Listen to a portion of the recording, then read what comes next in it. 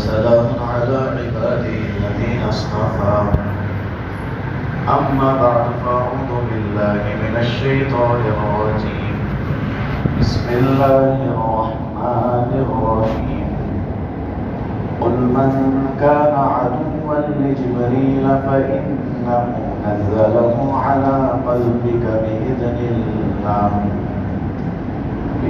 الله مصدقا لما بين يديه وهدى وبشرى للمؤمنين من كان عدوا لله وملائكته ورسله وجبريل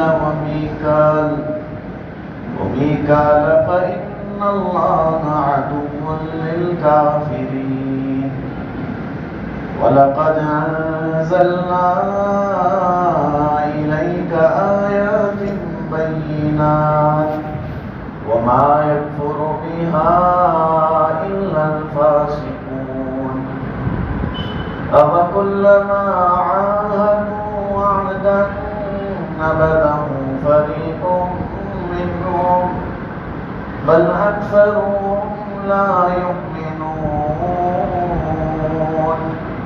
ولما جاءهم رسول من عند الله مصدق لما معهم نبذ فريق من الذين أوتوا كتاب الله وراء ظهورهم كأنهم لا يعلمون صدق الله العظيم. میرے نوجوان بھائیوں، اللہ کے لازمیے اور پیارے بندوں، عزیزوں، دوستوں اور بزرگوں،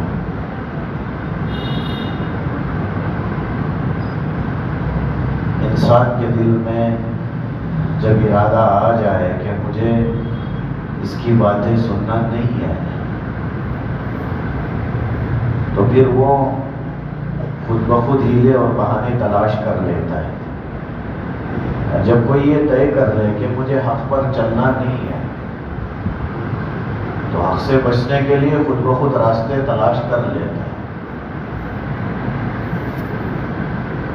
ایسے ہی یہودیوں کی عادتیں رہیں. رسول اللہ صلی اللہ علیہ وسلم پر اور قرآن پر ایمان لانا نہیں چاہتے تھے تو انہوں نے بہانے بنانا شروع کیے، تلاش کرنی. انہی میں سے ایک چیز ہے کہ انہوں نے رسول اللہ صلی اللہ علیہ وسلم کو کیوں نہیں مانتے، قرآن کو کیوں نہیں مانتے، اس کے لیے جو انہوں نے وجہ بتائی، انہوں نے یہ بتایا کہ جو فرشتہ تمہارے پاس قرآن لے کر آتا ہے اس سے ہماری دشمنی ہے، یعنی حضرت جبرائیل علیہ السلام سے دشمنی ظاہر کرتی. اسی لیے بعض علماء نے اس آیت کے ذیل میں ایک واقعہ نقل کیا ہے. رسول اللہ صلی اللہ علیہ وسلم جب لوگوں کو مدینے میں دین سمجھا رہے تھے، یہودیوں نے بعض عالموں کو بھیجا کہ جاؤ پہلے کچھ سوال کرو، اگر جواب مل جاتے ہیں تو پھر ان کو مان لیں گے. یہودی آئے، یہود کے علماء آئے اور رسول اللہ صلی اللہ علیہ وسلم نے انہوں نے کچھ سوال کیے. بعض مفسرین لکھتے ہیں 4 سوال کیے تھے. پہلا سوال تھا کہ حضرت یعقوب علیہ السلام نے ایک منت مانی تھی، وہ کیا منت تھی؟ حالانکہ رسول اللہ صلی اللہ علیہ وسلم کے اور حضرت یعقوب علیہ السلام کے زمانے میں لمبا فاصلہ ہو گیا، جاننے کے لیے کہ اگر واقعی نبی ہیں تو جواب دے دیں گے، اللہ ان کو بتا دے گا. تو رسول اللہ صلی اللہ علیہ وسلم نے فرمایا کہ ایک بیماری ہو گئی تھی تو حضرت یعقوب علیہ السلام نے کہا کہ اگر میں ٹھیک ہو گیا تو میری سب سے پسندیدہ چیز کھانا پینا چھوڑ دوں گا، جو مجھے بہت زیادہ پسند ہے وہ میں چھوڑ دوں گا. یہ منت مانی تھی. تو پوچھا کیا چھوڑا؟ کہا جب صحت ہو گئی تو حضرت یعقوب علیہ السلام نے اونٹ کا گوشت جو انہیں بہت پسند تھا اسے کھانا چھوڑ دیا. اور جو سب سے زیادہ ان کو اونٹنی کا دودھ پسند تھا اسے پینا چھوڑ دی۔ یہودیوں کو ایک جواب مل گیا۔ دوسرا، اولاد کے سلسلے میں کہا کہ یہ مرد اور نرینہ اولاد، بیٹا اور بیٹی کا نظام کیسے چلتا ہے؟ تو اللہ کے رسول نے فرمایا نظام اللہ نے بنایا ہوا ہے کہ اگر مرد کی قوت کا غالب آ جاتا ہے تو وہ بیٹا پیدا ہوتا ہے، اگر عورت کی قوت غالب آتی ہے تو بیٹی پیدا ہوتی ہے۔ انہوں نے کہا جواب ٹھیک ہے۔ اللہ کے رسول نے قسم دے کر کہا کہ سچ بتاؤ، جواب ٹھیک ہے؟ انہوں نے کہا ہاں۔ پھر انہوں نے کہا کہ جو آخری نبی ہے اس کی کوئی علامت بتائے جو ہماری کتابوں میں جس کا ذکر ہے۔ تو رسول اللہ صلی اللہ علیہ وسلم نے فرمایا کہ ایک علامت میں بتاؤں، آخری نبی کے سلسلے میں تمہاری کتابوں میں یہ بتایا گیا ہے کہ وہ آخری نبی جب سوتے ہیں ان کی آنکھ تو سوتی ہے لیکن دل نہیں سوتا۔ کیا میں نے صحیح جواب دیا؟ یہودیوں نے کہا قسم کھا کے ہاں صحیح جواب دیا۔ چوتھا سوال کیا کہ یہ جو قرآن ہے، جو وحی آتی ہے، آپ کے پاس کون لاتا ہے؟ رسول اللہ صلی اللہ علیہ وسلم نے فرمایا جبرائیل لاتا ہے۔ اللہ کے رسول نے فرمایا جواب صحیح ہے، قسم کھا کے بتاؤ۔ لوگوں نے کہا جواب تو صحیح ہے لیکن ہمارے جبرائیل سے دشمنی ہے، ہم نہیں مانیں گے۔ قسم کھائی تھی کہ چاروں جواب اگر مل جاتے ہیں تو ہم ایمان لائیں گے، ہم مسلمان ہو جائیں گے، لیکن آخر میں انہوں نے کہا کہ ہم نہیں مان سکتے کیونکہ جبرائیل سے ہماری دشمنی ہے۔ کیا دشمنی ہے؟ انہوں نے کہا کہ یہی وہ فرشتہ ہے جو اس سے پہلے جب کبھی کسی قوم کو عذاب بھیجنا ہوتا تو اللہ اس کے ذریعے سے بھیجتے تھے، یہ عذاب والا فرشتہ ہے، یہ بہانہ تھا۔ یہی وہ فرشتہ ہے جس نے تورات میں ہمارے لیے مشکل احکام لے کر آیا ہے، تو ہم نہیں مانیں گے۔ اگر میکائیل ہوتے تو مان لیتے کیونکہ وہ بارش کا فرشتہ ہے، وہ رحمت کا فرشتہ ہے۔ یہ قرآن سے اور رسول اللہ سے بچنے کا ایک ہیلا تھا، تلاش کر لیا تھا، کیونکہ حق پر چلنے کا ارادہ نہیں تھا تو آدمی تلاش کر لیتا۔ اس لیے بہت سارے ساتھی ایسے مل جاتے ہیں جن کو اس وقت میں صحیح کیا ہے وہ سامنے وہ بات آ جاتی ہے تو کہتے ہیں وہ پہلے کے زمانے میں تھا، اب نہیں ہے، یہ چیزیں اب نہیں چلیں گی، وہ اس زمانے کی باتیں ہیں، وہ رسول اللہ کے زمانے میں ایسا تھا تو وہ ویسے کر رہے تھے، اب کا زمانہ الگ ہے، ہم دنیا کے ساتھ ہمیں چلنا پڑے گا، جیسے دنیا ویسے ہمیں زندگی گزارنی ہوگی۔ یہ حق سے بچنے کے راستے انسان تلاش کر لیتا ہے۔ اللہ نے جواب دیا، رسول اللہ صلی اللہ علیہ وسلم سے فرمایا، بلکہ اس بارے میں ایک اور بات آپ کو بتا دوں، حضرت عمر رضی اللہ تعالیٰ کی ایک روایت ملتی ہے۔ حضرت عمر رضی اللہ تعالیٰ کوئی معمولی صحابی نہیں ہے، یہ کہتے ہیں میں یہودیوں کے درمیان میں بیٹھا کرتا تھا صرف یہ جاننے کے لیے کہ جو چیزیں قرآن میں اتری ہیں اس میں اور تورات میں کون سی چیزیں آپس میں ملتی ہیں، کیا کوئی خلاف بھی ہے، کچھ باتیں آپس میں ٹکراتی بھی ہیں، یہ دیکھنے کے لیے میں بیٹھتا تھا۔ تو ایسے ہی ہمارے درمیان میں آپس میں محبت ہو، یہودی مجھ سے محبت کرتے تھے۔ ایک مرتبہ میں ان کے درمیان میں بیٹھا تھا تو میں نے دیکھا رسول اللہ صلی اللہ علیہ وسلم سامنے سے گزر رہے، تو میں نے یہودیوں سے کہا کہ تورات کی قسم کھا کے بتاؤ کیا تم اس کو جانتے ہو؟ تو سارے یہودی خاموش ہو گئے۔ ان میں سے جو بڑے عالم تھے انہوں نے کہا کہ تم نے بڑی قسم دے دی، جواب تو دینا پڑے گا۔ اس کا جواب یہ ہے کہ ہم اس کو جانتے ہیں، رسول اللہ کے بارے میں۔ تو حضرت عمر نے پوچھا جب جانتے ہو تو مانتے کیوں نہیں؟ جب تم جانتے ہو رسول اللہ صلی اللہ علیہ وسلم کے بارے میں تو تم مانتے کیوں نہیں؟ تو انہوں نے کہا ہم مانتے اس لیے نہیں کیونکہ ان کے پاس جو وحی لے کر آتا ہے فرشتہ وہ جبرائیل ہے اور ہماری اس کی دشمنی ہے۔ تو حضرت عمر رضی اللہ تعالیٰ، آپ اندازہ لگائے کتنے بڑے صحابی تھے، انہوں نے کہا جبرائیل سے دشمنی فرشتوں سے دشمنی ہے، اور فرشتوں سے دشمنی رسولوں سے دشمنی ہے، اور رسولوں سے دشمنی اللہ سے دشمنی ہے، اور جو اللہ کا دشمن ہے اللہ بھی اس کا دشمن ہے۔ تم تو اللہ کے دشمن نکلے، مجھے تم سے کوئی امید بھی نہیں ہے اور میں تم سے ڈرتا بھی نہیں ہے، یہ کہہ کر نکلنے سیدھے رسول اللہ صلی اللہ علیہ وسلم کے پاس گئے یہ بات بتانے کے لیے ابھی جو واقعہ پیش آیا تھا۔ تو اللہ کے رسول صلی اللہ علیہ وسلم کے قریب گئے تو رسول اللہ نے فرمایا کہ عمر ابھی تازہ ایک آیت اتری ہے، میں تجھے بتا دوں۔ فرمایا رسول اللہ بتا دیں، تو اللہ کے رسول نے یہ آیت سنا. کہا عمر، اللہ کہتے ہیں نبی علیہ السلام آپ کہہ دیجئے یہ جو جبرائیل کا دشمن ہے، سو وہ دشمن ہے اس کا ہوا کریں. کیا بات ہے؟ کیونکہ جبرائیل جو ہے آپ کے دل پر اللہ کی اجازت سے، اللہ کے حکم سے جو قرآن آپ کے دل پر لا کر ڈال رہے ہیں، اور یہ قرآن بھی کوئی ایسی کتاب نہیں ہے جو تورات کے خلاف ہو، یہ تو تورات کی تصدیق کرنے والی کتاب ہے، اور اس کتاب میں ہدایت بھی ہے اور ایمان والوں کے لیے خوشخبری بھی ہے. جو اللہ کا دشمن ہو اور فرشتوں کا دشمن ہو، رسولوں کا دشمن ہو اور جبرائیل اور میکائیل کا دشمن ہو، اللہ کہتے ہیں اللہ بھی ان کافروں کا دشمن ہے. حضرت عمر رضی اللہ تعالیٰ عنہ مسکرا کے کہنے لگے رسول اللہ یہی جواب ابھی میں دے کے آ رہا ہوں. اس لیے بعض علماء نے لکھا ہے کہ حضرت عمر اتنے زبردست صحابی تھے کہ بعض علماء کہتے ہیں قرآن کی 23 آیتیں ان کی رائے پر اتری. کیسی رائے ہوگی؟ 23 آیتیں ان کی رائے پر اتری ہے، اور بعض علماء کہتے ہیں 19 آیتیں ان کی رائے پر اتری ہے. بلکہ آگے بڑھ کے بعض علماء نے فرمایا کہ 4 جگہوں پر قرآن کی آیتیں ایسی اتری ہیں جو لفظ عمر کی زبان سے نکلے اسی کو اللہ نے قرآن بنا کے اتار دی. ایک مرتبہ بات یاد آ گئی درمیان میں تو میں بتا دیتا ہوں. ایک مرتبہ رسول اللہ صلی اللہ علیہ وسلم کے پاس حضرت جبرائیل علیہ السلام آئے. اللہ کے رسول نے فرمایا کہ جبرائیل میری عمر کی شان کے بارے میں کچھ بتانا. کتنا پیار کرتے ہوں گے نبی اپنے صحابی کے بارے میں سننا چاہتا ہے، یا کوئی بڑا اپنے چھوٹوں کے بارے میں سننا ہی نہیں چاہتا. وہ سمجھتے کہ میں سنا تو ان کی شان بڑھ جائے، اس لیے چھوٹوں کو آگے بڑھنے نہیں دیتے. نہیں راستہ بند کر رہے گا، اللہ معاف کرے.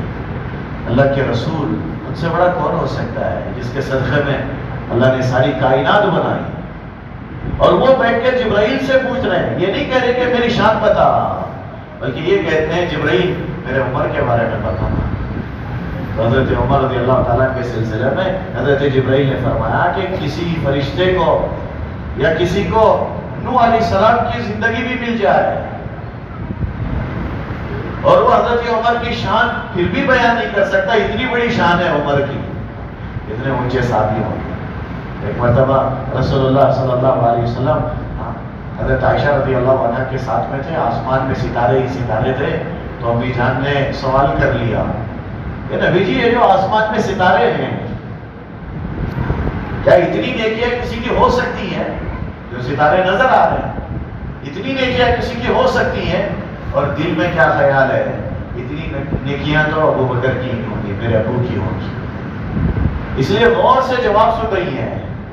اللہ کے رسول صلی اللہ علیہ وسلم نے فرمایا کہ ہاں ایک شخص ہے جس کی اتنی نیکیاں ہیں جتنے آسمان کے ستارے ہیں. تو فوراً پوچھا کون ہے؟ تو اللہ کے رسول صلی اللہ علیہ وسلم نے فرمایا کہ عمر ہے.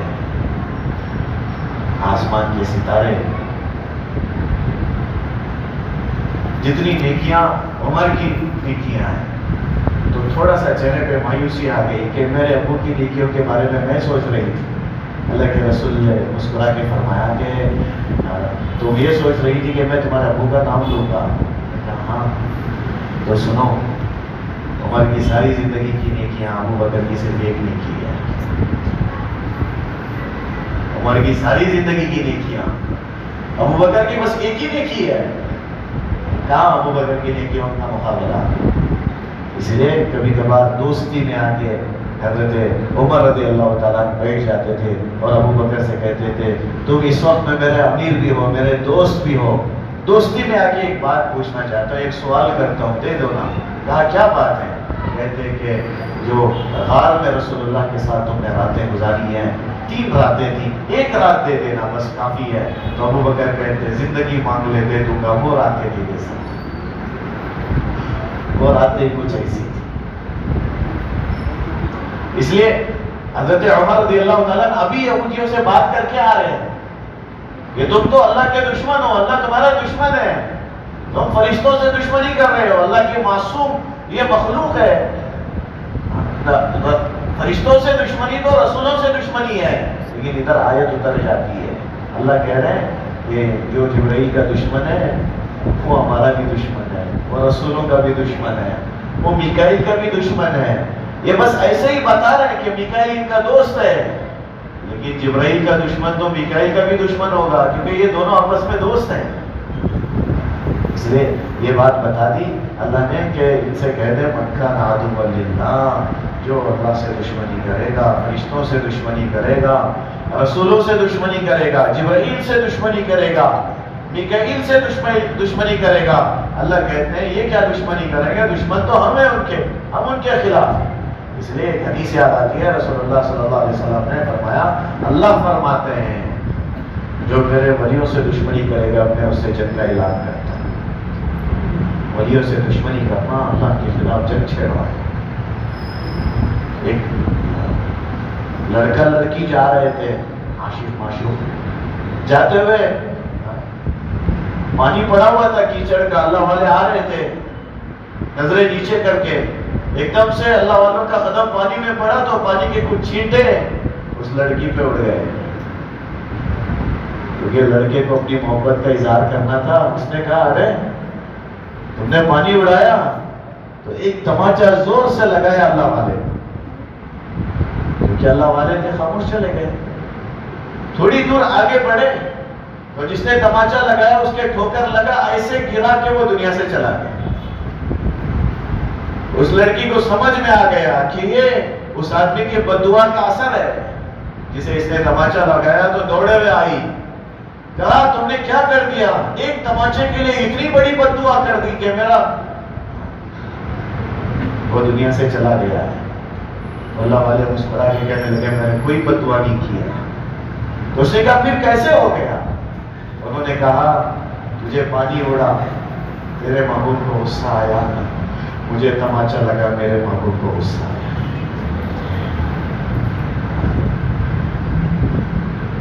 میرے محبوب کو غصہ آتا ہے وہ تماچا مارتا ہے، میرے محبوب کو غصہ آتا ہے زندگی چھین لیتا۔ اسی لیے اللہ نے فرمایا میرے ولی سے دشمنی مت کرنا، من عادی لی ولیا فقد آذنتہ بالحرب، جو میرے ولی سے دشمنی کرے گا نا میں اسے جنگ کا اعلان کرتا ہوں۔ آگے اللہ نے آیت میں فرمایا وَلَقَدْ أَنزَلْنَا إِلَيْكَ آيَاتٍ بَيِّنَاتٍ، ہم نے آپ کے پاس بہت سارے واضح دلیلیں نازل کی ہیں۔ کیونکہ کہتے ہیں کوئی ایسی چیز ہو جو واضح ہو جس میں پتہ چلے کہ آپ نبی ہیں۔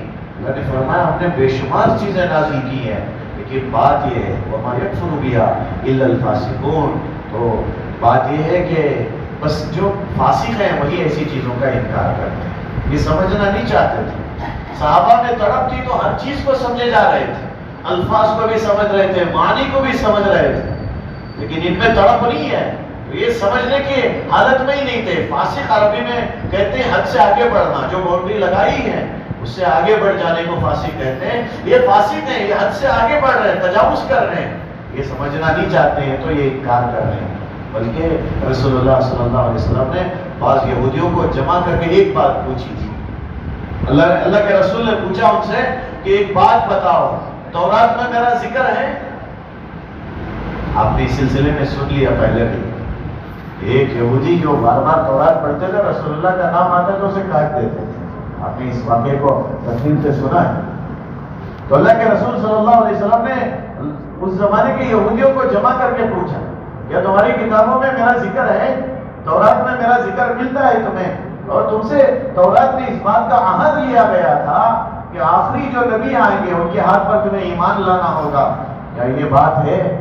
تو وہ پھنس گئے۔ انہوں نے کہا کہ ایسی کوئی بات ہمیں یاد نہیں پڑتی، عہد توڑ دیا انہوں نے، اللہ سے عہد کیا تھا، حضرت موسیٰ پر عہد کیا تھا کہ آخری نبی پر ہم ایمان لائیں گے۔ اللہ نے اسی کو ذکر فرمایا أَوَكُلَّمَا عَاهَدُوا عَهْدًا نَبَذَهُ فَرِيقٌ مِّنْهُمْ، جب کبھی بھی ان لوگوں نے کوئی عہد کیا ہوگا اس کو ان میں سے کسی نہ کسی فریق نے نظر انداز کر دیا ہوگا۔ نہیں، ہم نے پڑھا ہی نہیں ہے تورات میں، ایسا کوئی ذکر نہیں ملتا۔ بلکہ اللہ نے آگے فرمایا بل اکثرهم لا یؤمنون، بلکہ ان میں سے اکثر ایسے ہیں جو یقین ہی نہیں رکھتے، ان کو ایمان ہی نہیں ہے، وہ تورات کو ہی نہیں مانتے۔ اگر تورات کو مانتے تو رسول اللہ کو مان لیتے، کہ تورات میں جب ذکر ہے رسول اللہ کو ماننے کا، تو اللہ کے رسول کا انکار کرنا تورات کا انکار کرنا ہے، اس کا مطلب یہ ہے کہ ان کا تورات پر بھی ایمان نہیں ہے، یہ تورات پر بھی یقین نہیں رکھتے۔ اور صاف الفاظ میں اللہ نے آگے فرمایا وَلَمَّا جَاءَهُمْ رَسُولٌ مِّنْ عِندِ اللَّهِ، اللہ کی طرف سے ایک پیغمبر ان کے پاس آئے، اسے رسول اللہ صلی اللہ علیہ وسلم مراد ہے۔ اللہ کہتے ہیں اور وہ جو پیغمبر ہے وہ تصدیق بھی کر رہے تھے اس کتاب کی جو ان کے پاس ہے۔ اللہ کے رسول نے تورات کے خلاف بات نہیں کی تھی، رسول اللہ صلی اللہ علیہ وسلم نے تورات کے بارے میں بتایا تھا، اللہ کے رسول نے اس کے خلاف کوئی بات نہیں کی تھی۔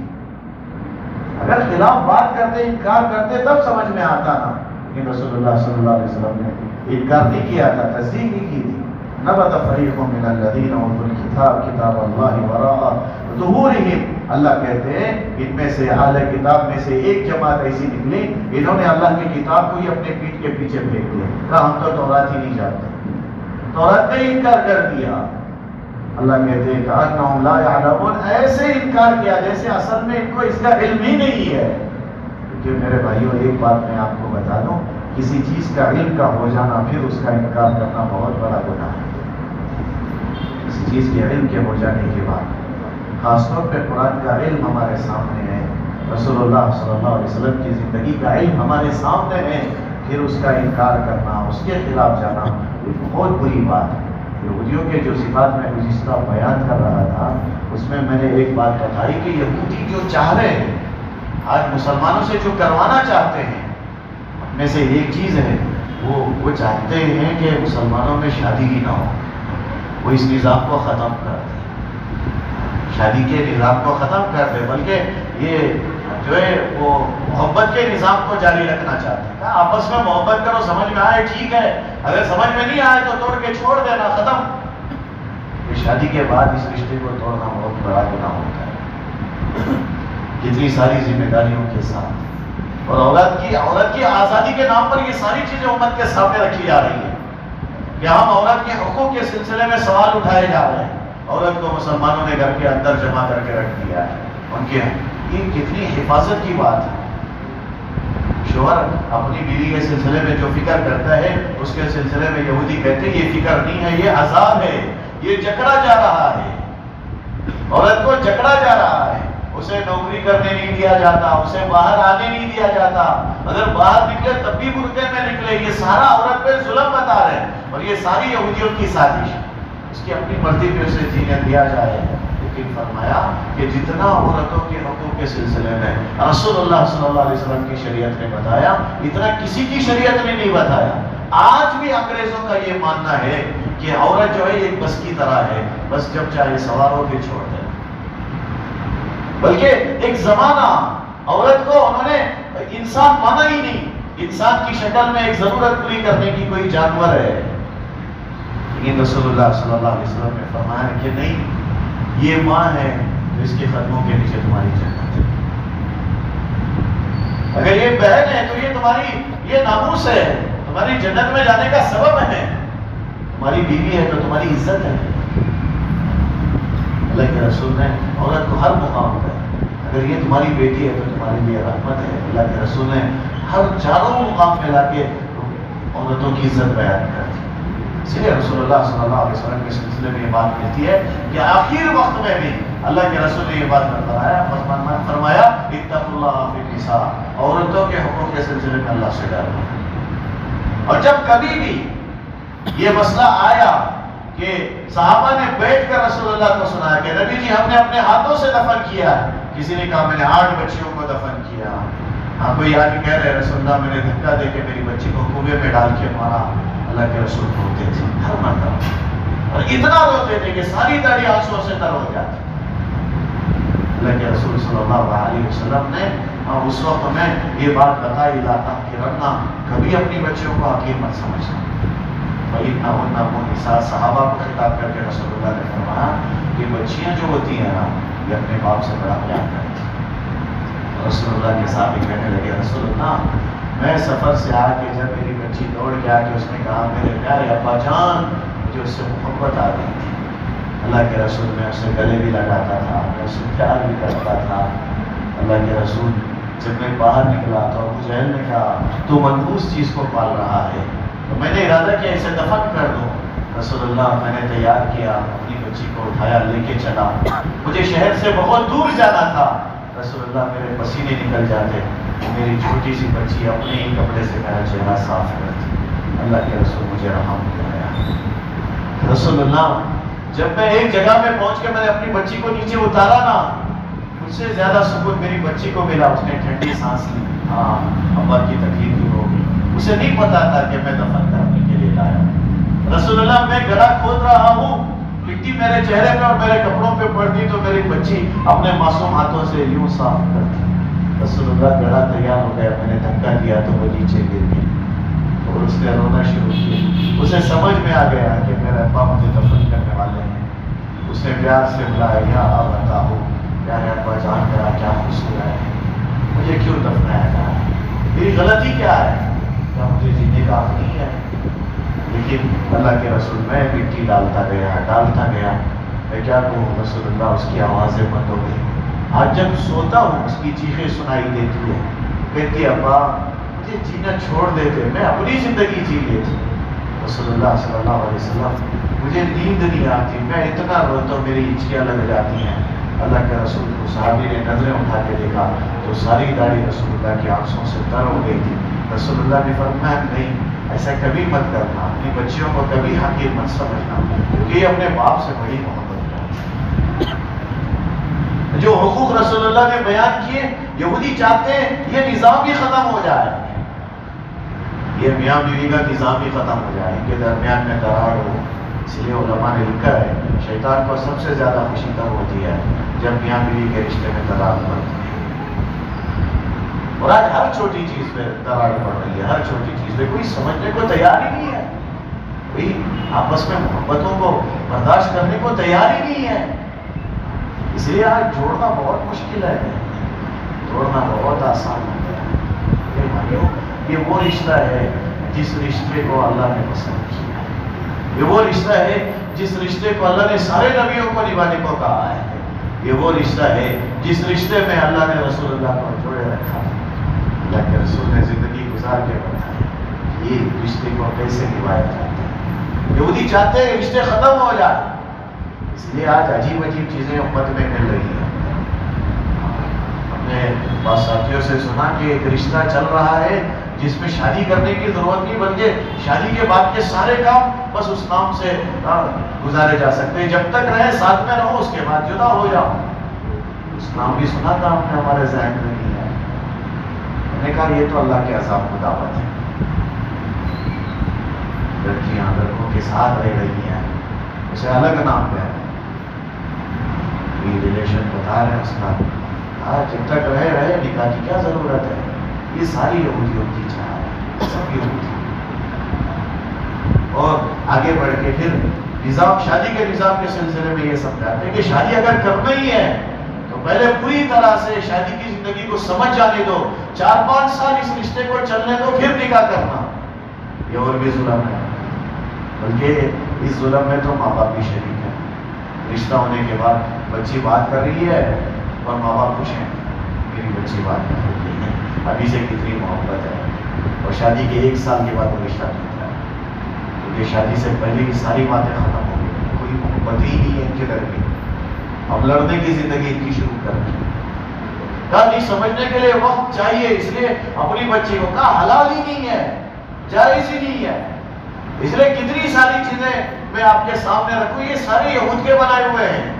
منگنی کے وقت میں میاں بیوی کو ابھی شادی نہیں ہوئی ہے، لڑکا لڑکی کو سامنے کھڑا کر کے عجیب رسم و رواج کر رہے ہیں کہ لڑکا لڑکی کو کیک کھلا رہے ہیں، اسے کھلا رہے ہیں، یہ ساری چیزیں ضرورت سے زائد ہیں، یہی نہیں شریعت میں جو سارے بنائے جا رہے ہیں۔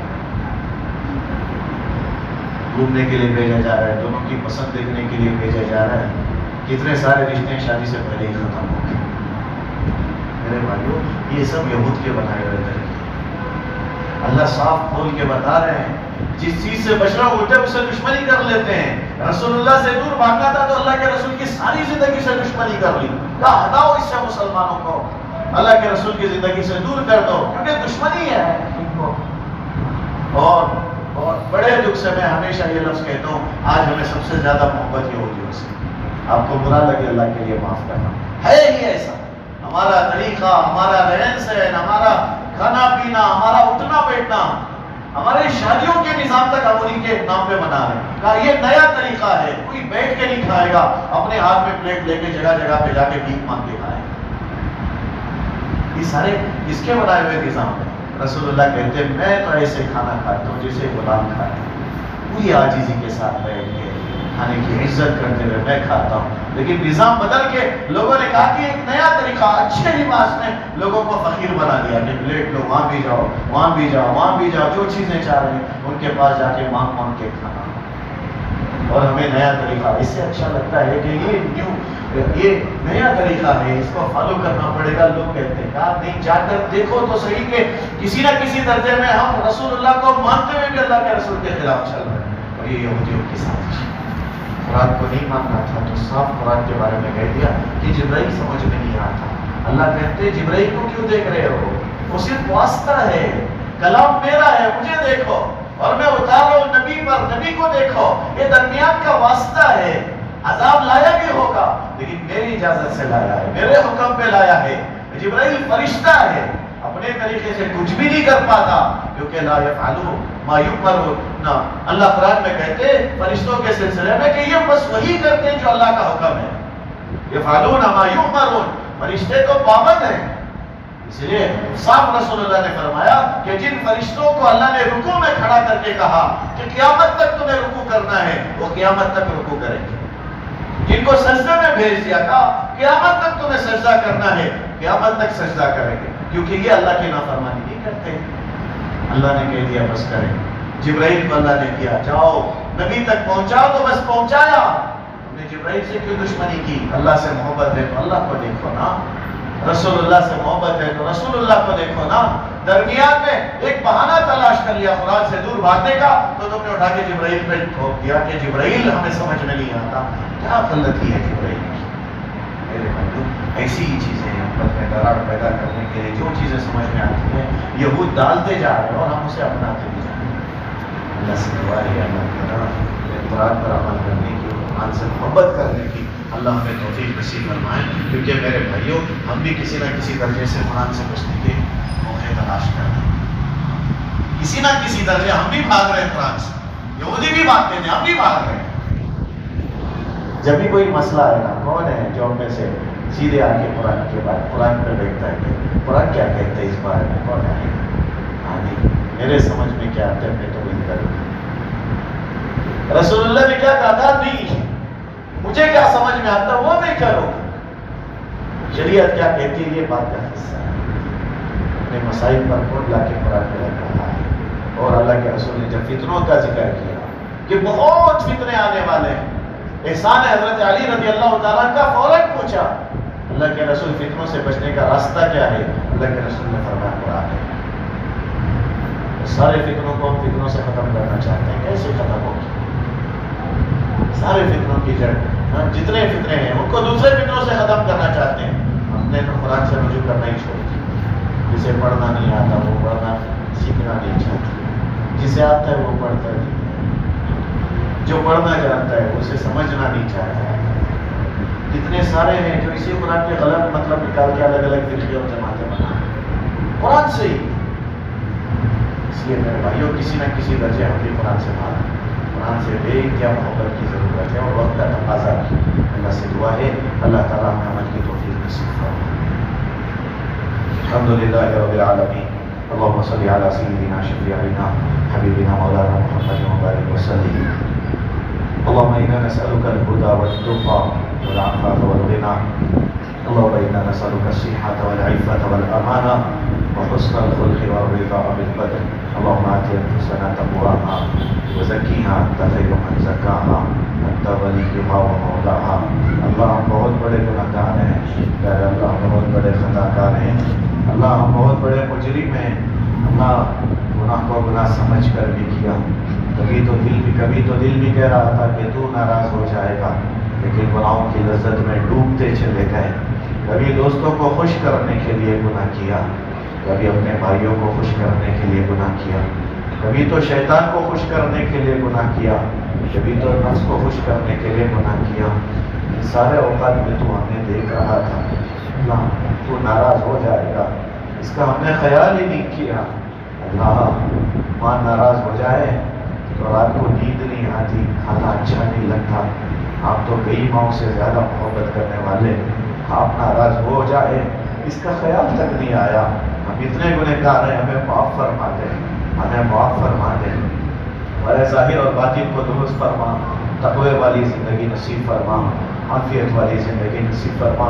یہ بہت مختصر زندگی ہے، ہم نے اس زندگی کو مسائل میں الجھا رکھا ہے، کسی کو دنیا نے گھیرا ہے، کسی کو گھریلو مسئلوں نے گھیرا ہے، کوئی دنیا کے پیچھے بھاگ رہا ہے، کوئی خواہشات کے پیچھے بھاگ رہا ہے، لیکن یہ تو چھوڑ کر آنے والی دنیا ہے، اور بہت جلد چھوڑنا ہے، کون کب جائے گا نہیں پتا اللہ، لیکن ہم کسی کو مقصد بنا کے جی رہے ہیں، ہم سے غلطی ہو گئی، ہمیں معاف فرما، ہمیں معاف فرما، آخرت کو مقصد بنا کر زندگی گزارنے کے فیصلے فرما۔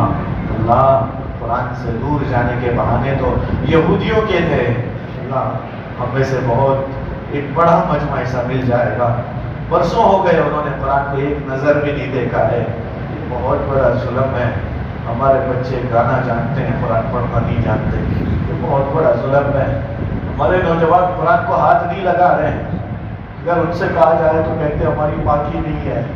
اللہ یہ بہت بڑا ظلم ہے، ہمیں صحیح سمجھ نصیب فرما، نوجوان بھائیوں کو صحیح سمجھ نصیب فرما، بہت سارے مسجدوں سے دور ہیں، سب کو صحیح سمجھ نصیب فرما۔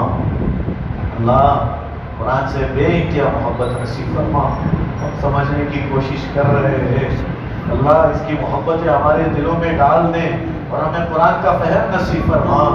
اللہ تیرے نبی نے کہا یہود کی مخالفت کرو، ہماری زندگی کا اکثر حصہ یہودیوں سے جڑ گیا ہے، ہمارا پہننا اوڑھنا، چلنا پھرنا، طور طریقہ، کھانا پینا، ہم نے اپنی بچیوں کی شادیوں کو تک یہودیوں کے رسم و رواج پر لا کے کھڑا کر دیا۔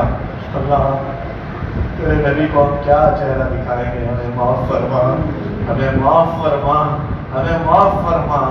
اللہ تیرے نبی کی سنتوں سے بے انتہا محبت نصیب فرما، اللہ تیرے نبی سے سچا عشق نصیب فرما، تجھ سے محبت نصیب فرما، ان بھائیوں کو قبول فرما، امت کے جتنے بھی بیمار ہیں اللہ سب کو صحت نصیب فرما، اللہ جو بھی قرضدار ہیں قرض کی ادائیگی کی شکل صورت پیدا فرما، اللہ جو قیدوں میں بند ہے رہائی کے فیصلے فرما، جتنے بے نکاح ہیں نکاحوں کے نظم فرما، جتنے بے اولاد ہیں نیک صالح اولاد نصیب فرما، جو صاحب اولاد ہیں اپنے بچوں کی صحیح تربیت کرنے کے فیصلے فرما، امت کے تمام مرحومین کی مغفرت فرما۔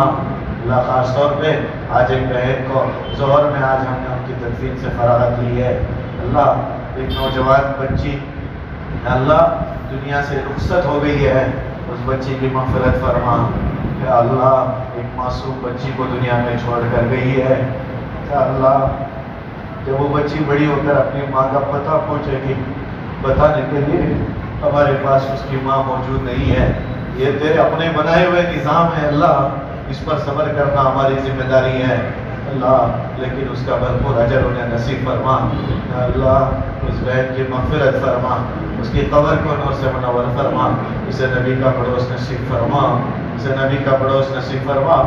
ظاہر سی بات ہے بہت ساری چیزیں سوچ رکھی ہوگی، اپنے ہونے والی اولاد کے ساتھ بہت ساری خوشیوں کو گزارنے کا انہوں نے سوچا ہوگا، لیکن رخصتی آپ کے یہاں سے طے تھی تو وہ ہو گئی، وہ چھوڑ کے چلی گئی۔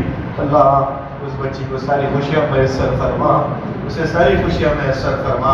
اللہ ہم بھی مر جائیں گے، ہمارا بھی نام کا اعلان کر دیا جائے گا، لوگ ہمارے انتقال کی خبریں عام کر دیں گے، فلاں کا انتقال ہو گیا، اللہ ہمیں نہلایا جائے گا، کفن پہنایا جائے گا، لوگ قبروں میں اتار کے دکھ سے واپس آ بھی جائیں گے، لیکن ماں کی زندگی میں آپ کے علاوہ ہمارا کوئی نہیں ہے۔